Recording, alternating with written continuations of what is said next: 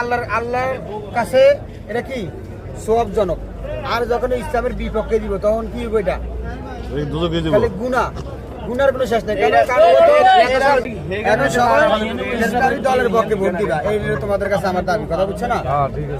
ইসলামের পক্ষে ভোট দিবা তো? এই একজন দিব ইনশাআল্লাহ ইসলামের পক্ষে ভোট। ভাই আপনি কি ইসলামের পক্ষে ভোট দিবেন? আলহামদুলিল্লাহ ইসলামের পক্ষে আলহামদুলিল্লাহ। আমার বড় ভাই কি বলছে শুনছেন তো? ইসলামের বিপক্ষে ভোট দেওয়ার পুষ্টি ওরে না, তার মানে আমার যাচ্ছি ইসলামের পক্ষে ভোট দিবেন তো?